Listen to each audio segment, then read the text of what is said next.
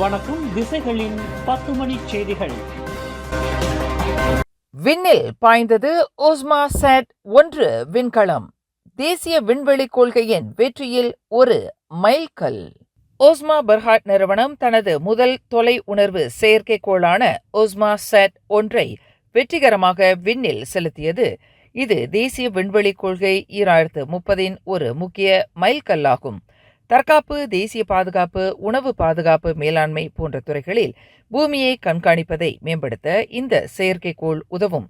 இது மலேசியாவின் விண்வெளித்துறையின் வளர்ச்சிக்கு ஒரு முக்கிய பங்காற்றும் என மோஸ்டி எனப்படும் அறிவியல் தொழில்நுட்பம் புத்தாக்க அமைச்சு தெரிவித்துள்ளது. ஓஸ்மா சேட் 1 செயற்கைக்கோள் பூமியின் தாழ்வான சுற்றுப்பாதையில் சுமார் 500 கிலோமீட்டர் உயரத்தில் நிலைநிறுத்தப்பட்டுள்ளது. இஃது அதிநவீன கேமராக்களையும் சென்சார்களையும் கொண்டுள்ளதால் வாகனங்கள் போன்ற சிறிய பொருட்களையும் துல்லியமாக கண்டறியும் திறன் கொண்டது. இந்த செயற்கைக்கோள் ஏவுதல் மலேசியாவின் விண்வெளி தொழில்நுட்ப திறனை மேம்படுத்துவதற்கான ஒரு தொடக்கமாகும் என மோஸ்டி குறிப்பிட்டுள்ளது. ஸ்லாங்கூர் மாநில அரசு 2026 ஆண்டு நடைபெறவுள்ள சுக்மா விளையாட்டுப் போட்டிகளின் தொடக்க விழாவும் நிறைவு விழாவும் எங்கு நடத்தப்படும் என்பதை இன்னும் முடிவு செய்யவில்லை.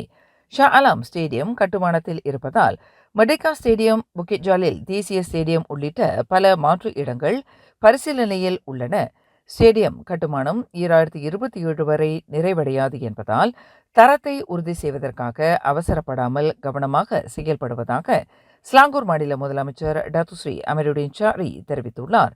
விளையாட்டுப் போட்டிகள் எந்தெந்த இடங்களில் நடத்தப்படும் என்பது குறித்தும் பிற மாவட்டங்களில் உள்ள விளையாட்டு வசதிகளை பயன்படுத்துவது குறித்தும் ஆராயப்பட்டு வருகிறது. சுக்மா குழுவின் பரிந்துரையின் அடிப்படையில் தொடக்க விழாவும் நிறைவு விழாவும் எங்கு நடத்தப்படும் என்பது பின்னர் முடிவு செய்யப்படும். வழக்கமான போட்டிகளுக்கு தற்போதுள்ள ஸ்டேடியங்களே போதுமானது என்றும் அவர் தெரிவித்துள்ளார். Hejira travel and tours holdings Berhad நிறுவனத்தின் நிர்வாக இயக்குனர் முகமது ஷாரேல் அலியாஸ் 300க்கும் மேற்பட்ட உம்ரா யாத்ரீகர்களை புனித பூமிக்கு அழைத்துச் செல்ல தவறிய குற்றச்சாட்டின் பேரில் கைது செய்யப்பட்டுள்ளார் என தெரிவிக்கப்பட்டுள்ளது. அவர் மலேசிய அனைத்துலக சமூக மனிதநேய அமைப்பின் தலைமையகத்தில் செய்தியாளர் சந்திப்பு முடிந்தவுடன் காவல்துறையினரால் கைது செய்யப்பட்டார்.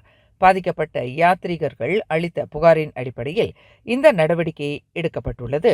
நிறுவனம் உம்ரா பயணத்தை திடீரென ஒத்திவைத்ததால் யாத்ரீகர்கள் பெரும் சிரமத்திற்கு ஆளானார்கள். ஆரம்பத்தில் அமைதியாக தொடங்கிய செய்தியாளர் சந்திப்பு நிறுவனத்தின் விளக்கத்தை ஏற்றுக்கொள்ளாத யாத்ரீகர்களுடன் வாக்குவாதமாக மாறியது. சவுதி அரேபியாவில் தங்கும் விடுதி ரத்து செய்யப்பட்டதால் பயணம் ஒத்திவைக்கப்பட்டதாக நிறுவனம் கூறியுள்ளது. இன்று நள்ளிரவு 12:01 முதல் ஜனவரி 22 வரை பெட்ரோல் RON 97 தீபகற்ப மலேசியாவில் டீசலும் லிட்டருக்கு 5 சென்ட் விலை உயர்வை சந்திக்கின்றன. அதன்படி பெட்ரோல் RON 97 விலை லிட்டருக்கு 3 ரிங்கேட் 33 சென்டிலிருந்து 3 ரிங்கேட் 38 சென்னாக விலை உயர்வை காண்கிறது. டீசல் தீபகற்ப மலேசியாவில் மட்டும் லிட்டருக்கு 3 ரிங்கேட் 3 சென்டிலிருந்து 3 ரிங்கேட் 8 சென்னாக உயர்கிறது. பெட்ரோல் RON 95 லிட்டருக்கு 2 ரிங்கேட் 5 சென்னாக விலை நிர்ணயிக்கப்பட்டுள்ளது. சபா, சரவா மற்றும் லாபுவானில் டீசல் விலை லிட்டருக்கு 2 ரிங்கேட் 15 சென்னாகவே நிலை நிறுத்தப்பட்டுள்ளது.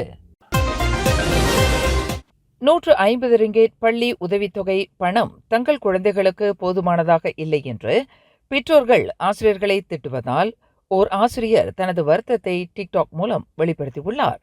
குழந்தைகள் வீட்டிற்கு வருவதற்கு முன்பே அந்த பணத்தை செலவு செய்துவிட்டதாகவும் இதனால் பெற்றோர்கள் ஆசிரியர்களை தவறாக புரிந்து கொண்டு திட்டியதாகவும் @MDFLZH என்ற கணக்கின் வாயிலாக ஆசிரியர் ஒருவர் கூறியுள்ளார். உதவித்தொகை மாணவர்களுக்கானது என்றும் பெற்றோர்கள் அதனை மளிகை பொருட்கள் வாங்க பயன்படுத்த நினைத்து ஏமாற்றம் அடைந்ததாகவும் அவர் குறிப்பிட்டார். இந்த விவகாரம் குறித்து பலரும் கருத்து தெரிவித்துள்ளனர். உதவித்தொகை என்பது பள்ளி உபகரணங்களுக்காகவும் இதர கல்வி தேவைகளுக்காக மட்டுமே பயன்படுத்தப்பட வேண்டும் என்றும் அதனை வேறு தேவைகளுக்கு, குறிப்பாக குழந்தைகள் செலவு செய்வதற்கு அனுமதிக்க கூடாது என்றும் பலர் கருத்து தெரிவித்துள்ளனர்.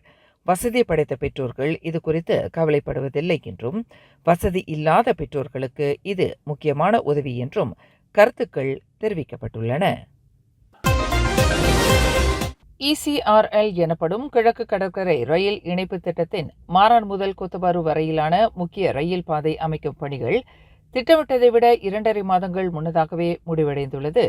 பருவமழை, கிளந்தான் வெள்ளம் போன்ற தடைகள் இருந்த போதிலும் இந்த சாதனை எட்டப்பட்டுள்ளது. இதனால் கிளந்தான் பகுதியில் தொலைத்தொடர்பு அமைப்புகளை நிறுவும் பணிகள் துரிதப்படுத்தப்படும் என தெரிவித்துள்ளார் மலேசிய ரெயில் லிங்க் சுன்ரியான் பெர்ஹாட்டின் தலைமைச் செயல்முறை அதிகாரி டத்தோஸ்ரீ டர்வேஸ் அப்துல் ரசாக். ECRL திட்டத்தின் ஒட்டுமொத்த முன்னேற்றம் 77.39 விழுக்காட்டை எட்டியுள்ளது. கொத்தபருவிலிருந்து கோம்பா வரையிலான பாதை டிசம்பர் 2026 முடிவடைந்து ஜனவரி 2027 செயல்பட தொடங்கும் என்று எதிர்பார்க்கப்படுவதாக டர்வேஸ் குறிப்பிட்டார். சீனாவின் அதிநவீன தொழில்நுட்பமும் ECRL குழுவின் ஒத்துழைப்பும் இந்த விரைவான முன்னேற்றத்திற்கு காரணமாகும். ஸ்லாங்கூரை நோக்கிய கட்டுமான பணிகளும் விரைவில் தொடங்க உள்ளதாகவும் அவர் மேலும் சொன்னார். 16 பில்லியன் ரிங்கிட் மதிப்பிலான ஹெலிகாப்டர் ஒப்பந்தம் தொடர்பில் ராணுவ தளபதிகளையும் உயர்மட்ட அதிகாரிகளையும் பணி நீக்கம் செய்யப்போவதாக வெளியான செய்தியை தற்காப்பு அமைச்சு மறுத்துள்ளது.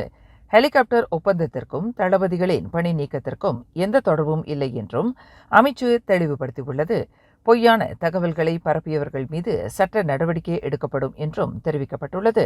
சமூக ஊடகங்களில் பரவும் தகவல்களை நம்ப வேண்டாம் என்றும் அவை நாட்டின் பாதுகாப்பிற்கு எதிர்மறையான விளைவுகளை ஏற்படுத்தக்கூடும் என்றும் அமைச்சு பொதுமக்களை அறிவுறுத்தியுள்ளது. மேலும் பொய்யான செய்திகளை பரப்புவது சட்டப்படி குற்றம் என்றும் எச்சரித்துள்ளது. அரசாங்கம் வெஸ்டா ஏவியேஷன் சுன்ரியான் பெர்ஹாட் நிறுவனத்துடன் அரசு பயன்பாட்டிற்கான ஹெலிகாப்டர் குத்தகை ஒப்பந்தம் செய்து கொண்டுள்ளது குறிப்பிடத்தக்கது. இணையம் மூலம் இல்லாத வாகன பதிவு எண்களை விற்பனை செய்யும் மோசடி கும்பலை காவல்துறையினர் கண்டுபிடித்து ஒரு பெண் உட்பட 4 பேரை கைது செய்துள்ளதாக பேரா மாநில காவல்துறையின் இடைக்கால தலைவர் டெபுட்டி கமிஷனர் ஜுல்காஃப்லி சரையான் தெரிவித்தார். இந்த கும்பல் பல மாநிலங்களில் மக்களை குறிவைத்து மோசடியில் ஈடுபட்டு வந்துள்ளது. பாதிக்கப்பட்ட ஒருவர் அளித்த புகாரின் அடிப்படையில் காவல்துறையினர் மேற்கொண்ட விசாரணையில் இந்த கும்பல் பிடிபட்டது. இவர்கள் போலியான விளம்பரங்கள் மூலம் முன்பணம் பெற்றுக்கொண்டு மோசடி செய்து வந்துள்ளனர். கைது செய்யப்பட்டவர்களில் கும்பல் தலைவர் மட்டுமின்றி வாடிக்கையாளர்களை தேடுபவர்கள், வங்கிக் கணக்குகளை வாடகைக்கு விடுபவர்கள் மற்றும் போலி பதிவு எண்களை தயாரிப்பவர்கள் ஆகியோரும் அடங்குவர். இந்த கும்பல் 71,400 ரிங்கிட் மதிப்புள்ள மோசடியில் ஈடுபட்டது கண்டுபிடிக்கப்பட்டுள்ளது. இவர்கள் மீது சட்டப்படி நடவடிக்கை எடுக்கப்பட்டு விசாரணை நடைபெற்று வருகிறது. ஜோஹர் பாரு மேஜிஸ்ட்ரேட் நீதிமன்றத்தில் 17 வயது இளம்பெண் ஒருவர் ஒரு பெண்ணை பயமுறுத்தியதற்காகவும் அவரது வீட்டிலும் கார் மீதும் சிவப்பு சாயத்தை ஊற்றி சேதம் விளைவித்ததற்காகவும் குற்றம் சாட்டப்பட்டார். அந்த இளம்பெண் அக்குற்றச்சாட்டுகளை ஒப்புக்கொண்டார்.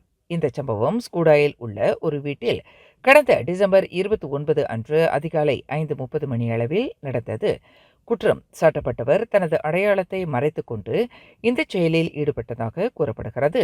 குற்றம் நிரூபிக்கப்பட்டால் குற்றம் சாட்டப்பட்டவருக்கு எச்சரிக்கை, நல்ல நடத்தைக்கான பிணை, அபராதம், சமூக சேவை விதிக்கப்படலாம் அல்லது சிறார் சீர்திருத்த பள்ளிக்கு அனுப்பப்படலாம். நீதிமன்றம் சமூக நலத்துறையின் நடத்தை அறிக்கையை பெற்ற பிறகு ஜூன் 11ஆம் தேதி மீண்டும் இந்த வழக்கை விசாரிக்க ஒத்திவைத்துள்ளது. கோலாலம்பூரில் உள்ள ஜலான் யாப் குவான் செங் பகுதியில் ஓர் அடுக்குமாடி குடியிருப்பு கட்டிடத்தின் 39வது மாடியிலிருந்து வெளிநாட்டு ஆடவர் ஒருவர் விழுந்து பரிதாபமாக உயிரிழந்தார். காலை 7:39 மணிக்கு காவல்துறையினருக்கு தகவல் கிடைத்ததை அடுத்து விசாரணை மேற்கொள்ளப்பட்டது. உயிரிழந்தவர் 29 வயது என்றும் அதே குடியிருப்பில் வசித்து வந்தவர் என்றும் தெரிய வந்துள்ளது. அவரது வீட்டில் எந்தவித தடயமும் கிடைக்கவில்லை. பாதிக்கப்பட்டவரின் உடல் சிதைந்த நிலையில் கண்டெடுக்கப்பட்டது. உடல் பிரேத பரிசோதனைக்காக கோலாலம்பூர் மருத்துவமனைக்கு அனுப்பப்பட்டுள்ளது. தற்போது இந்த வழக்கு திடீர் மரணமாக பதிவு செய்யப்பட்டு விசாரணை நடைபெற்று வருகிறது. இந்த சம்பவத்தின் காணொளி சமூக வலைதளங்களில் பரவி வருகிறது. திரங்கானு ஹாக்கி டீம் மலேசிய ஹாக்கி லீக்கில் ஆர்ம்ட் ஃபோர்ஸ் HA அணியை 6-1 என்ற கோல் கணக்கில் வீழ்த்தி தொடர்ந்து 5வது வெற்றியை பதிவு செய்துள்ளது. இந்த வெற்றியின் மூலம் திரங்கானு அணி லீக் பட்டியலில் 15 புள்ளிகளுடன் முதலிடத்தில் உள்ளது. ஃபைசால் சாரி 4 கோல்களும் முகமது அக்கிமுல்லா அன்வார் 2 கோல்களும் அடித்து அணியின் வெற்றிக்கு முக்கிய பங்காற்றினர். மேலும் செய்திகளை தெரிந்து கொள்ள கீழே இருக்கும் பெல் பட்டனை அழுத்துங்கள். உங்கள் மகிழ்ச்சியை வெளிப்படுத்த லைக் மற்றும் ஷேர் செய்யுங்கள். தொடர்ந்து திசைகளோடு இணைந்திருக்க சப்ஸ்கிரைப் செய்யுங்கள்.